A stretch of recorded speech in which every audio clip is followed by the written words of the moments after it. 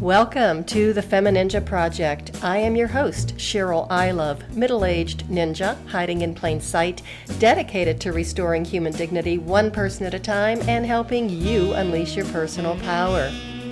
Discover that it's possible to look like a woman, act like a lady, move like a ninja, and think like a warrior. And remember, men are always welcome on the FemiNinja Project.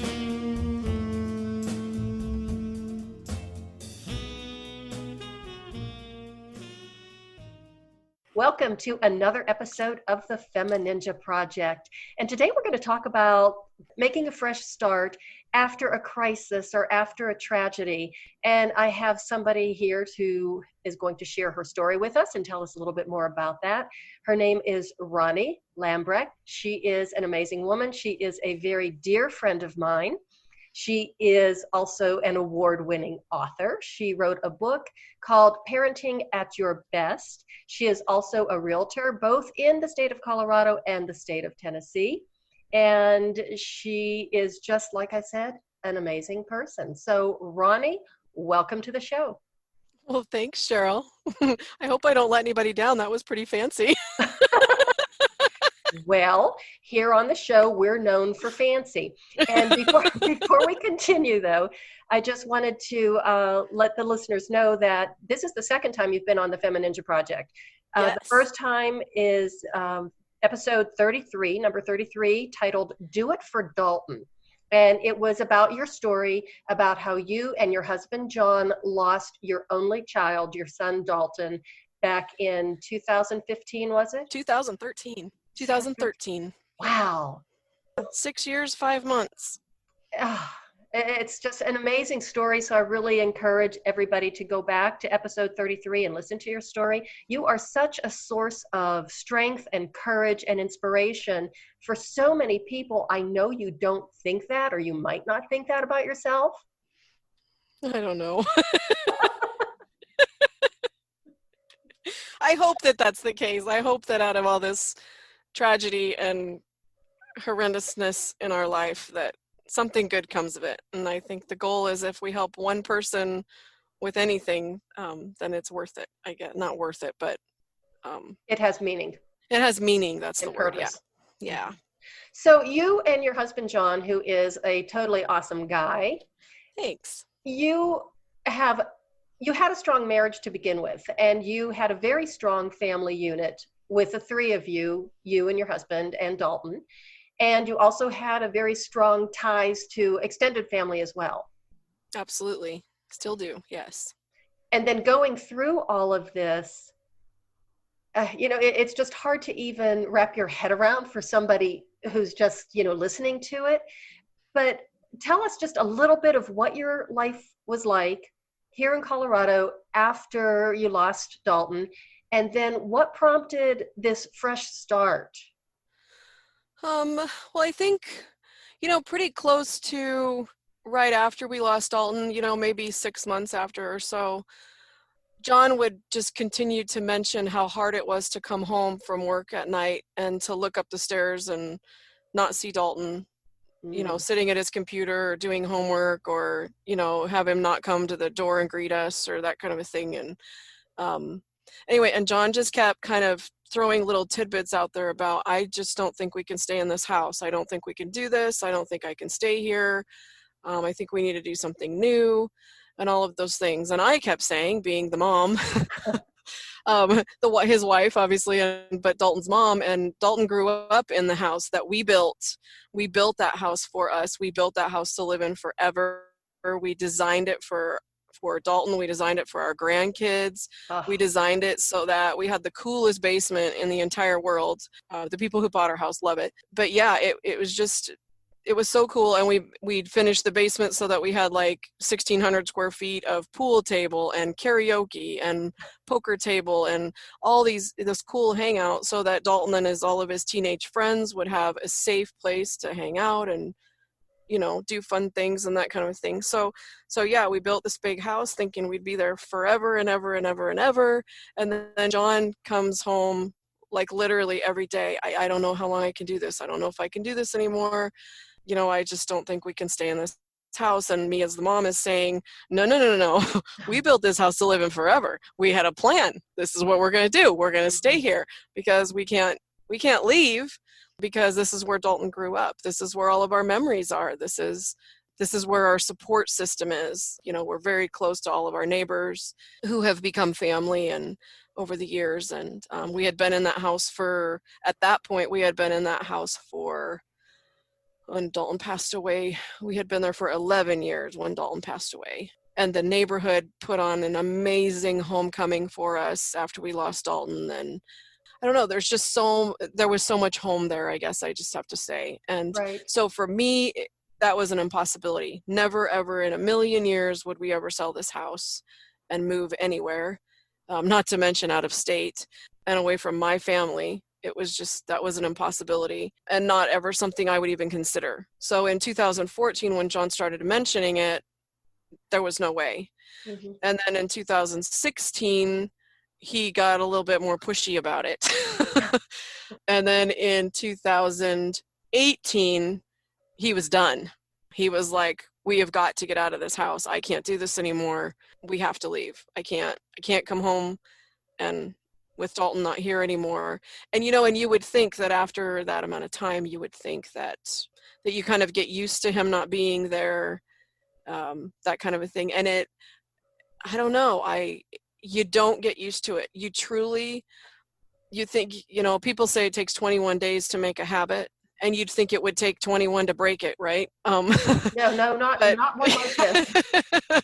But like anything, I mean, it's like breathing, like eating. Like, this child was with us for 15 years and 8 months and 3 days, and he was in every single day. He was in all the home moments, and when we weren't working and when we were all together, and all of our memories were tied up in that house, and and camping trips and that kind of a thing. And it was just impossible to even think it was even feasible to think about changing or doing anything different. And honestly, I think probably most of that, and a lot of people that go through tragic loss like this, the PTSD almost kills you. But the fact that you feel so guilty, how could I possibly leave this place where Dalton grew up and all our memories are? And isn't that just saying to him, he's not important enough to go through this? Or, shouldn't we stay here just to keep him alive? Like, does it kill him more to leave? What happened then in 2018 that you changed your mind? I hadn't changed my mind in 2018. And talk about being a realtor.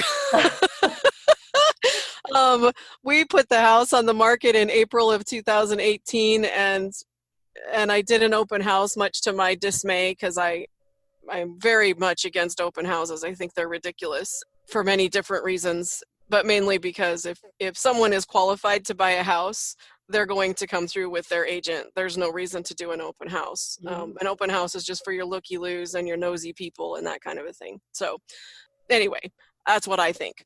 But John was my client, and he's forcing me to do an open house. Open house is one of those that you have to see to believe, and blah, blah, blah. And anyway, so I did this open house, and we had amazing turnout, and so many people saying they were going to write offers and all this kind of stuff. And then people would call and say they were going to write an offer, and I would say, please don't make an offer on our house.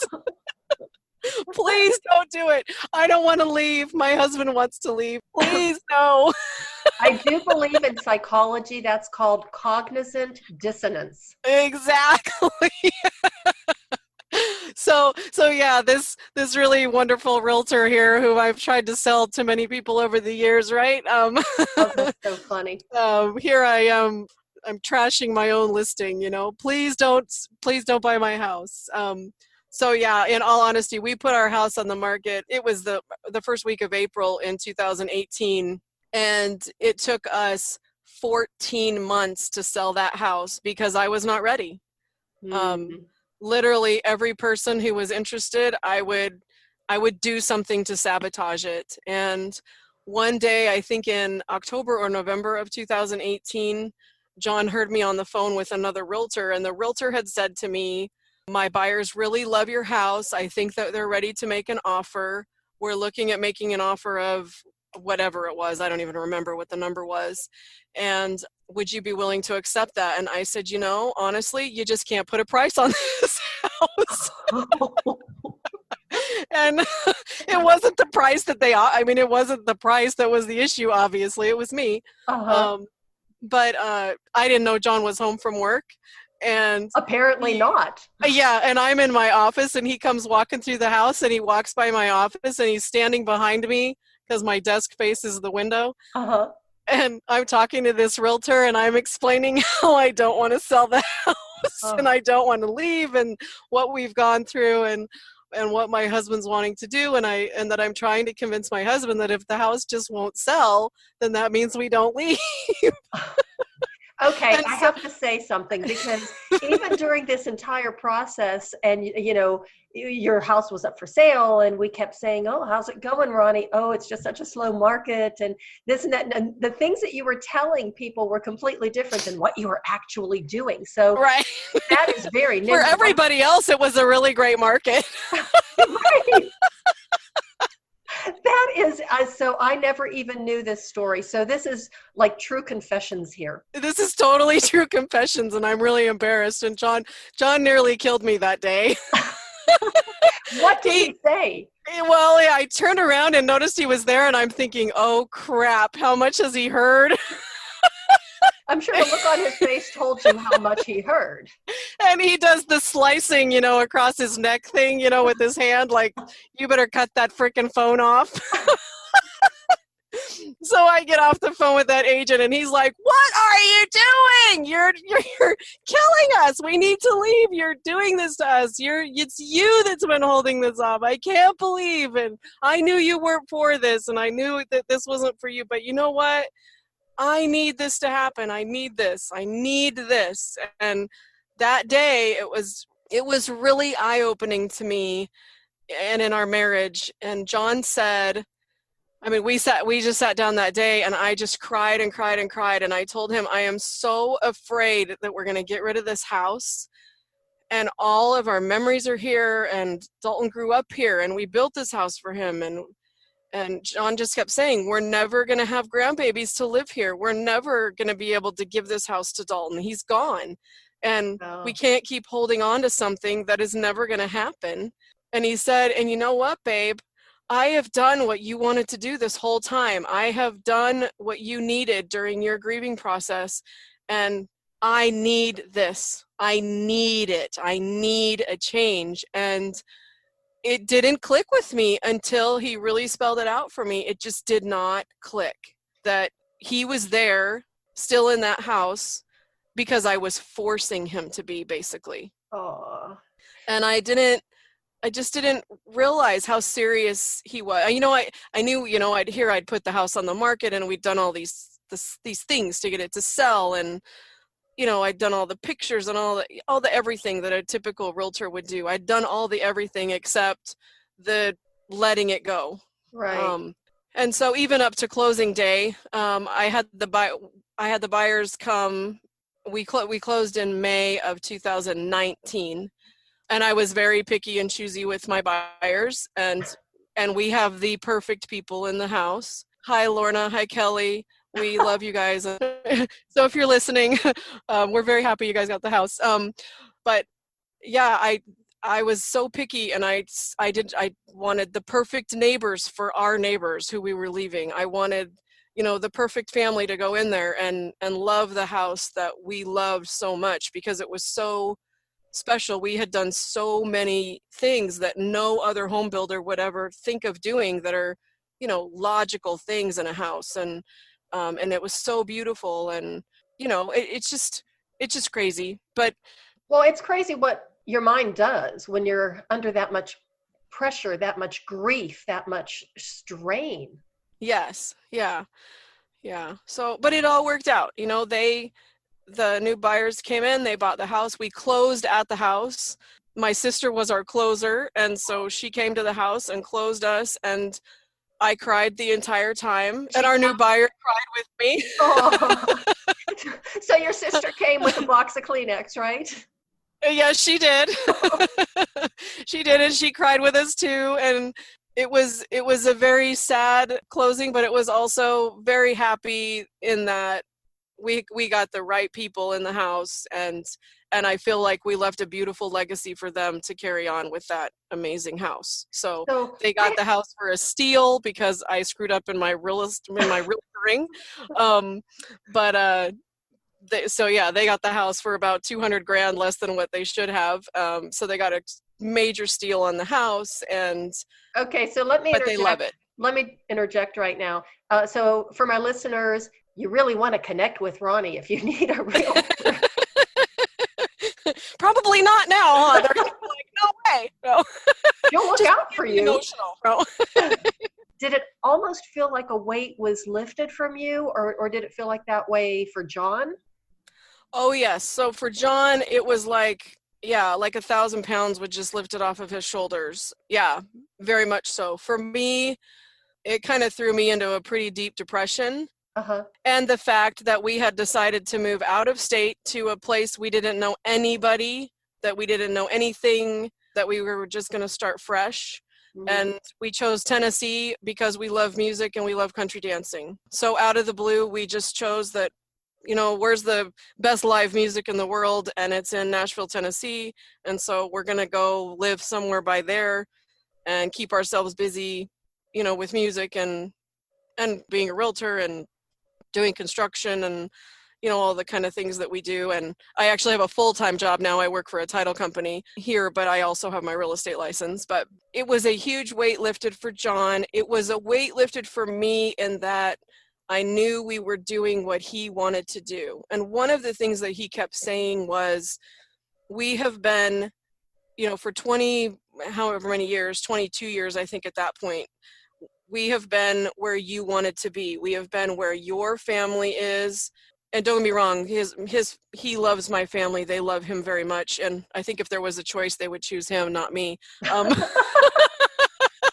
But John just kept saying, I've always lived away from my family and you've never had that experience. And I really think it could be good for us. And I think it could really bring us together. And I'm thinking, how could we be any closer together than we are now? And because you've always had, like I said before, a really strong marriage. Exactly. And even after losing Dalton, a lot of marriages break up after the loss of a child. Yeah, they say in the first year it's like over 90%. Wow. And the two of you actually got closer. And it was during that process in the first few years that you wrote the book that you wrote, correct? Yes. Tell us what motivated you to write the book. To write Parenting at Your Best was watching other people, not just parents, but just people in general, watching them take for granted the moments that they have with their families. And then also the fact that I was being so open and so honest about our journey, like on Facebook and other places. But I would just answer any question. Anybody could throw any question at me and I would answer it and talk about how we were going through things and what was happening.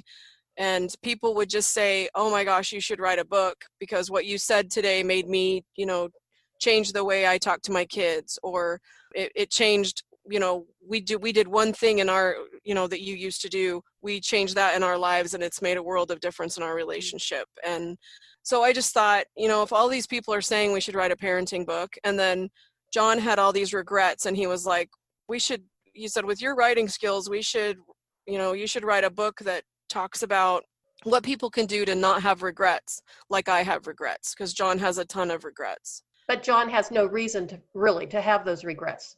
No, he really doesn't. But in any of our lives, I think as we look back on anything that we do, I think we all have regrets in anything. It could be that, I went to breakfast with somebody and I said something stupid, and then you beat yourself up about it for the whole day. Well, then to put that in perspective, say you have a car accident, and granted, maybe that car accident wasn't your fault, but maybe you were going to go another direction and you chose to go that direction, thus ending up in an accident.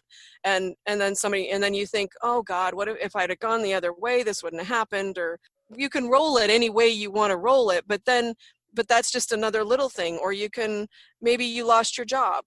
Maybe you went through a divorce. Maybe you boyfriend, girlfriend, maybe you broke up. But there's all these things, and as you build consecutively in your life and you have bigger things, you start learning that you have regrets about a lot of things and realizing that, oh, I could have done that differently, or, oh, I could have done that differently. And I think that especially when you lose a child, you really start questioning all of the things that you did. And in all honesty, Cheryl, I know when we originally did our interview, I think you had asked me if I had any regrets, and I told you I had very few. Mm-hmm. As the years move on, I have more regrets. Wow. And I think, wow, why didn't I sit down and play Legos with him more? Why wasn't I on the floor with him playing more? Why did I work 80 hours a week? Why did I feel like that was so important to work so hard and be a great realtor and be there for my clients all the time? Why didn't I put more parameters on saying, you know what?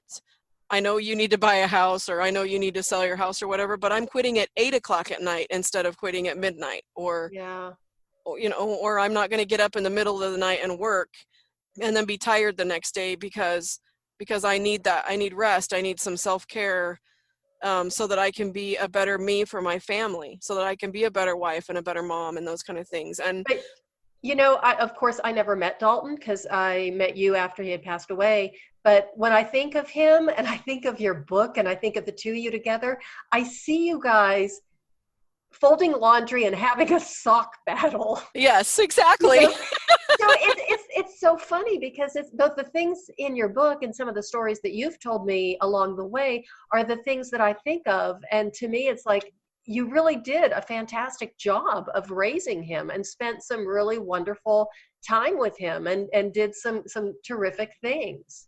And I think that we did. I really do think that we did. But then as time goes on, and as you think about the time now that we've lost, and so he was 15 years, 8 months, and we are now, him being gone for 6 years and 5 months.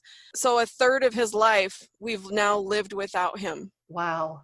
And then you start counting all those things like, oh, I should have done this, or I should have spent more time there, or I shouldn't have wasted this time, and I know it's stupid. It's not the way it was supposed to be. It's not the way the story was written. I get all that. But as human beings in general, Mm-hmm. my point is we beat ourselves up. We just do. It's just human nature. We beat ourselves up and we place importance on things that are absolutely unimportant and ridiculous. And I don't know why that we do that, but we do. Everybody does it. Everybody I talk to does it. But yeah, as we're further into our journey here, I do it more. I think John maybe does it a little bit less. I don't know, or maybe he just doesn't talk about it as much as he used to. But yeah. So. But although the two of you are incredibly tight, you were, like I said, became even closer after you lost Dalton. But then what happened when you moved to Tennessee? Because it's just the two of you. You don't know anybody else. Right. It is just the two of us. And it took me a long, long time to figure out what I wanted to do here, because I originally said I'm not going to do real estate right away because I don't know anybody. I don't have a sphere of influence here. I don't know the area. I don't know anything about it, all that kind of thing.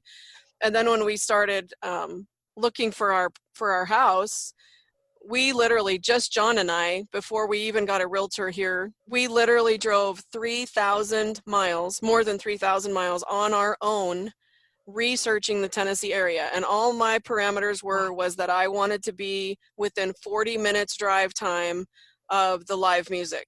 And at the time, we didn't realize that there's much better live music that's not on Broadway in Nashville. Sorry, Broadway folks, but yeah, the live music is much better in other places in Nashville. Anyway, but my goal was I had to be within 40 minutes of Tootsie's. That's what we did. So literally, if you were to draw a circle around Nashville of a 40-minute drive, we literally went to every single one of those little cities, little towns, little counties, and looked for property, for land, for houses, whatever, and we had no idea really what we were looking for. The original. How long did that take you? It took us, let's see, well, it took us a month. It took us like 3 solid weeks of 8 or 9 hour days of driving. God. And then the last week we had kind of narrowed it down to 3 or 4, and then I think it was the 5th week that we finally got the realtor involved and said, okay, these are the 3 that we want to see. because I'm a realtor, I wasn't going to make this poor woman drive. She would have killed me. But I was not going to make somebody drive, a million miles to go show us properties like, a lot of buyers do, and, and not have respect for someone's time and effort. But anyway, so we did that. And boy, I think I know this. I think I know Middle Tennessee pretty much better than any agent does now. You've seen it all, literally. Oh my gosh, yeah, we've seen everything within 40 minutes of Nashville in a big old circle, around the river and through the woods and everything. So it's pretty crazy. How long did it take before you found a house? So that was 5 weeks before we found the house, but then it was another 4.5 months before we actually closed. Wow. Yeah. And you're completely renovating the entire thing. Did you gutted it basically? Oh, 100% gutted it down to, actually, when you say down to the studs, it was actually even more than that because he's replaced nearly every stud in the house. Oh my goodness. Okay, so we need to circle back a little bit and talk about what John does for a living. Oh yeah, so my husband is a remodeling contractor and he's amazing, but he will not allow anyone to work with him other than me and one of my best friend's son, Jack. So Roni, didn't you tell me that Jack went away to college? He actually, that was his plan originally, but he actually he moved to Montana with his mom and he's doing construction up there. So yeah, he didn't come with us. So yeah, it's just John and I, and John's full-time job is rebuilding this entire house, and my full-time job now is working for a title company. If Jack is gone, then who is John's helper? Me. Ah. So basically you have two full-time jobs. Pretty much, yeah. No, no, he's done very well, pretty much doing most of it by himself. I help out with the painting and the grouting and all the kind of, the little kind of things. The fun stuff. Yeah. Well, I don't know that I'd call that fun, but I was being sarcastic. I call it the grunt work. Yeah, exactly. Exactly. Yeah. So then in this process of, you've been gone now 2 years? No, 1 year. Yeah, 1 year. Yeah, 1 year in May. Yeah. It seems like so much longer than that. Yeah, it does. And the fact that we've been living in the camper the entire time. Oh, because you can't live in the house. We can't. Yeah, we can't live in the house. So, and with the quarantine, that's pushed things out 2 and 3 months. Like our cabinets were delayed 2 months. We actually just got cabinets this week, and we were supposed to have them in early April. So things got really pushed out and stuff. So it's been, John's had to kind of rework his whole schedule to try and work on other things when he had planned on working on cabinets and planned on working on windows, and, all that kind of stuff has been delayed because of the quarantine. So he's just been working on other things on the house because, believe me, everything has to be done. So he hasn't had for a lack of any work. Yeah. So you're still living in the camper then? We are still 13 months now in the camper. Yeah. And so how's your relationship now? It's awesome. It's better than it's ever been. Wow. It's amazing. It's I thought we would probably be beating each other up by now. I thought it would be I thought we would be really sick of each other, and in all honesty, I could totally live, other than the fact that we can't have visitors in the camper, because where we have the 2 queen beds in the camper for visitors is where my office is, where I'm talking to you. Uh-huh. And I love to have visitors stay with us anywhere we've lived. I've loved to have visitors. So that's the only thing I don't love about being in the camper is that we can't have visitors. So, but yeah, I could totally live in this little 400 square feet or less than as opposed to moving into a bigger place, because it just makes you closer. It forces you to be together. I mean, it's not like you can just go, oh, I'm going to go in the other room. There is no other room. Yeah, there's really just there's 3 rooms in this thing. So it's not like you have any real privacy. You pee together and you shower same little area, and you do everything together. So but we do a lot more outside now. We have 12 acres and we have a creek running through. Oh, and nice. So we walk the 12 acres a minimum of once a week. We try and do it more, but we walk the 12 acres, and just spend a lot of time together, and we talk a lot more than we used to, and well, I don't. Yeah, you have nobody else to talk to. Right, exactly. And I don't work 80 hours a week anymore. I work, 45 hours a week, and then I'm home, and it's really forced me to, because all my friends and family obviously are not here. Mm-hmm. So it's really forced me to focus my time and energy on John, and for him to focus his time and energy on me when we're not working on the house. And it really has helped us just be us. And while I truly thought it was going to be impossible for me. I thought we would try and do this and then we would be back home very soon. And it's been wonderful. And it's funny because one of the things I told John years ago, before we ever even thought about moving, but one of the things I told him was, well, it's so cool because when you go see your family, they have time off and they're all there and everybody's focused on each other and you get way more quality time. Whereas when you're with your family, you live in the same city, you get maybe 4 hours on Sunday to have family dinner, or you do little family events every now and then, or you meet for dinner during the week. But if you count up the hours that you get to spend together and compare it to a family that is out of state, it is amazing the difference in the quality time that you get. Mm-hmm. Because it's so funny because I used to tell John all the time about, he had so much more quality time than I did because I was always mixing it with work and friends and family and everything else.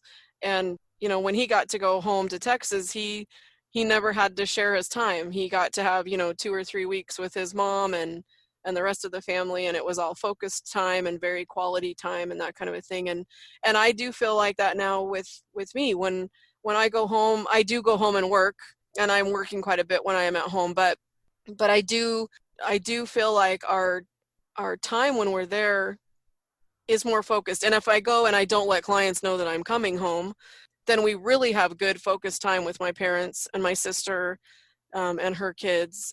And it is really cool. It is really great quality time that you have when you don't live in the same place. You get so busy with life and so overwhelmed with the everyday drama of life, and to do this and do that and go grocery shopping and do the laundry and clean the house and, and work and, do all this kind of stuff.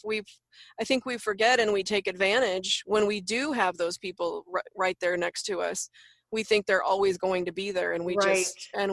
we take, sadly, and we don't mean to, and we love them. It's not saying anything bad about that, but it's just, I think subconsciously we just take things for granted and just think that people are always going to be there, and I can go do that on Sunday, and then Sunday rolls around and something else came up, and well, we can do it next Sunday, or right.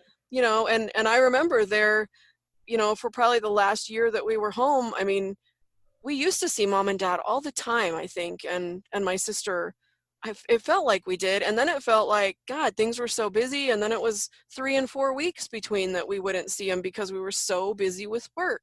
And it just is, that's no way to live. If those are the people you love and you want to be around them, then you got to take the time and force yourself to do that. But it's really hard when you're in the groove, you're in the everyday groove of life that you've had for so many years. Stuck in a rut or stuck in the minutia. Yes, exactly. Mm-hmm.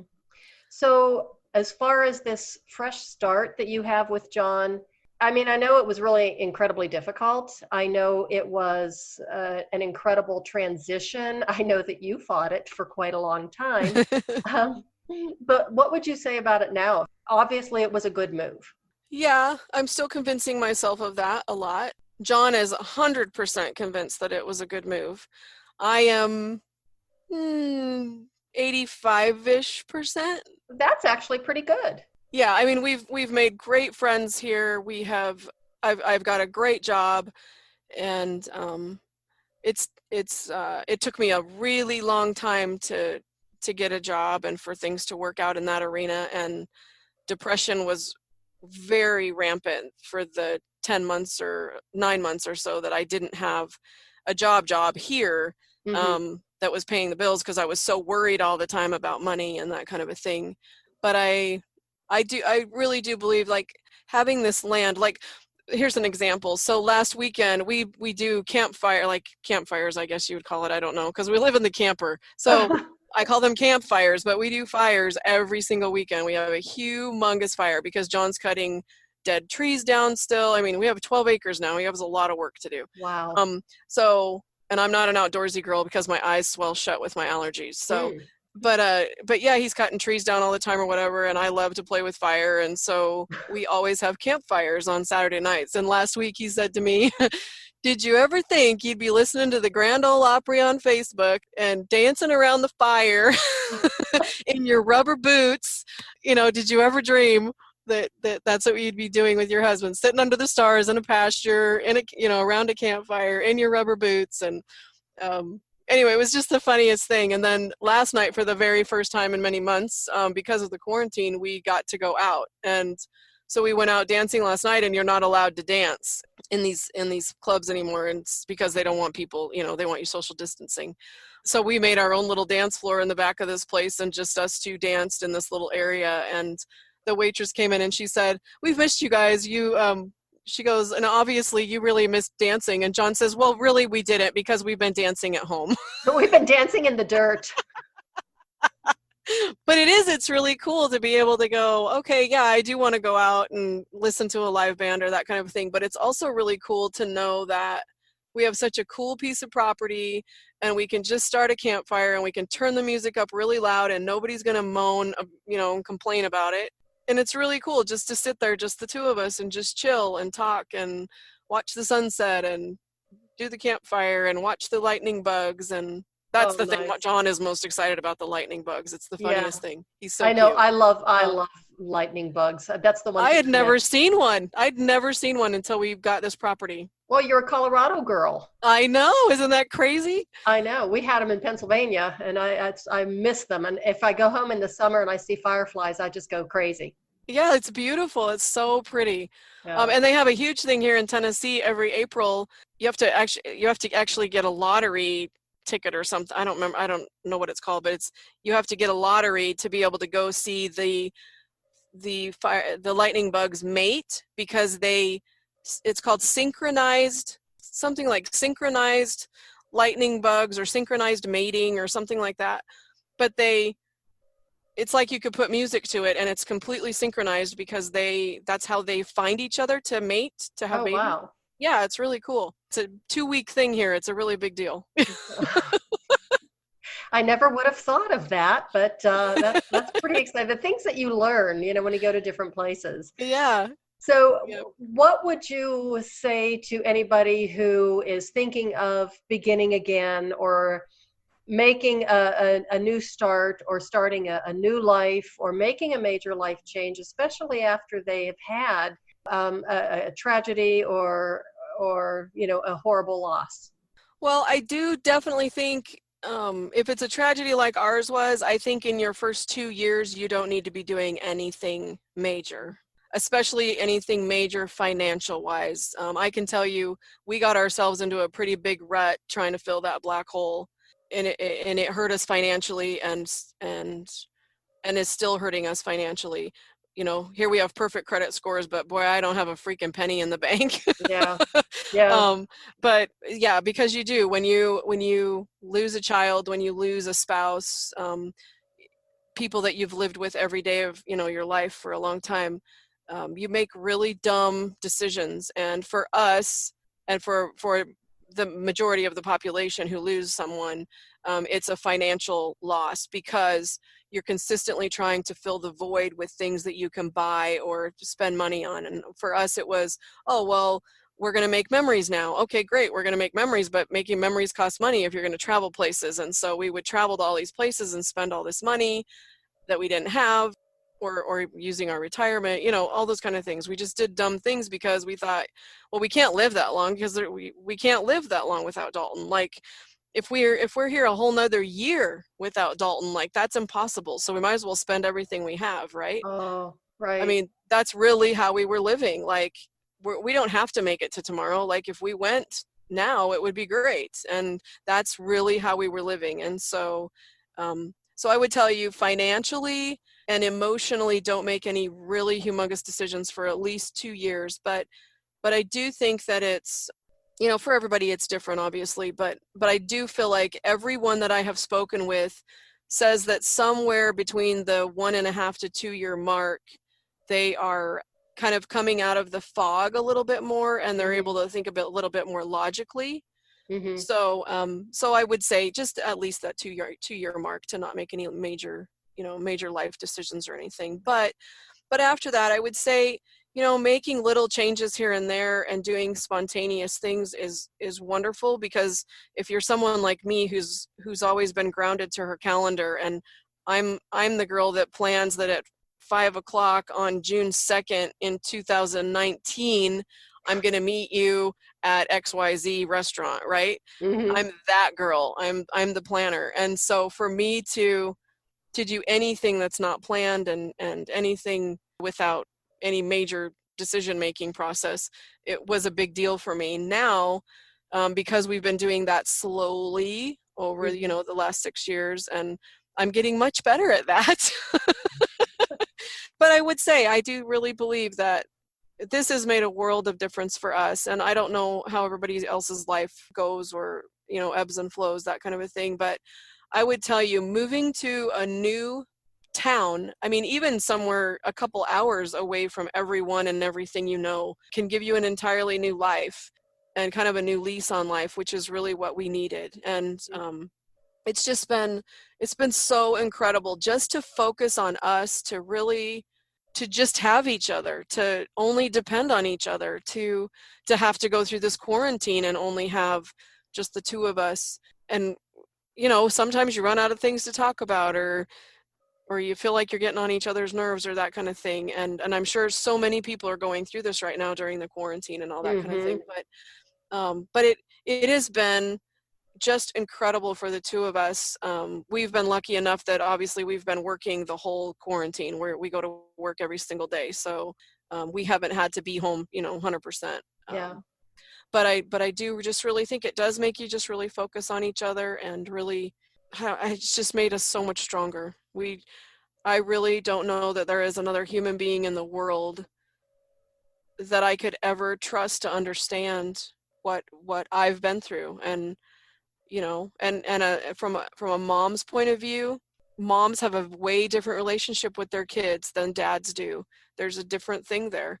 But even with that difference, we really have come together. And I would tell anybody going through a tragedy of any kind, look at your partner and really, really think, when you want to get pissed off at them for doing something really stupid, I want you to look at them and go, are you arguing because you're arguing, or are you realizing that what you're arguing about is really getting to the same goal, right? You're looking for the same thing. You want the same outcome. I don't know what, pick anything. I want to go to this place for dinner, or I want to buy this house, or I want to move to this town, or I want, right? But looking at each other and realizing we have this same goal. We are truly trying to get to the same place. And for us, that place was a place of, I don't know if you would call it acceptance, but the place of really realizing that this is our new life. That even though Dalton would be 22 years old now, he in our minds is always 15. He is always our baby. He is always living at home. He is always with us, and should be always 15, because he died at 15, and that's what we remember. We don't know him at age 22. And so for us to be able to visualize a life with him being 22 and being in the Marines and being away from us is impossible to visualize, because we never got that.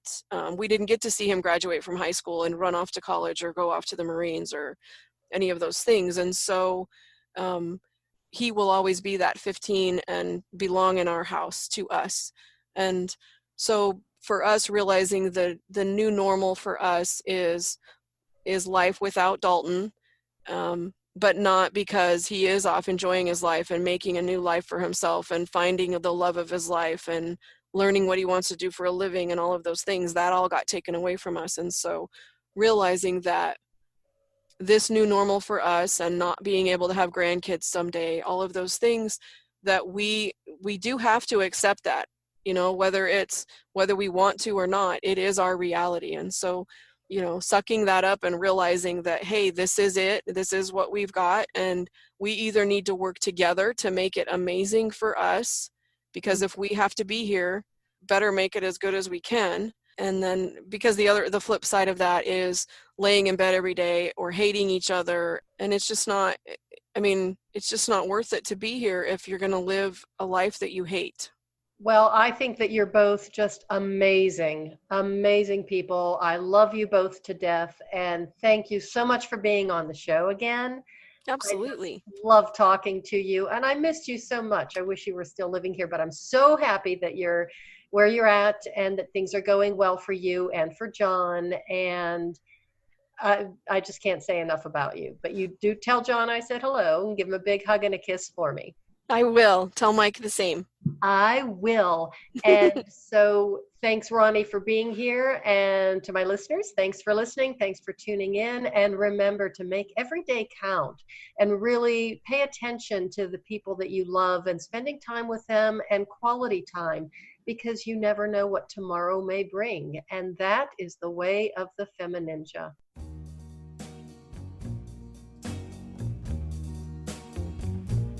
And that's a wrap on another episode of the FemiNinja Project.